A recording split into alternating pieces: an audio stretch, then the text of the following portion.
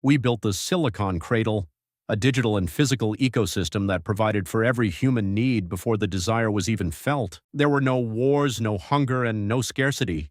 For the first few generations, humanity flourished in a golden age of leisure and peace. 2. The subtle erosion, the behavioral shift. However, as the generations passed, a strange silence began to spread. With no need to struggle for survival, the drive to create, explore, or connect began to wither. People stopped learning languages, they stopped crafting art, and they stopped seeking deep, meaningful relationships. They drifted into a state of digital apathy. They were physically healthy, yet mentally drifting, living for nothing more than the next stimulation provided by the machine. 3. The rise of the beautiful ones, the psychological sink. A new archetype emerged. The void stares. These individuals withdrew entirely from society. They didn't engage in conflict, they didn't pursue power, and they didn't reproduce. They spent their days in complete solitude, interacting only with the minimal requirements of the system. They were the most beautiful, healthy generation humans had ever produced, yet they were the last ones. The human spark had been extinguished, not by tragedy, but by the absence of challenge.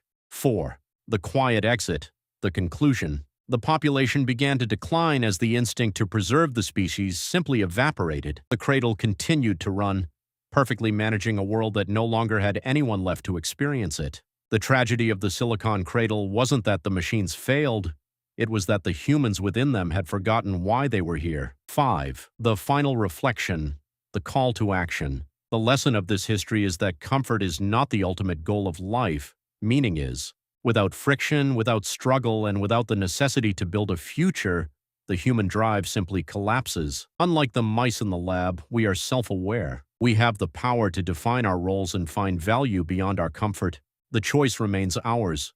Will we continue to build, or will we quietly wait for the system to outlive us?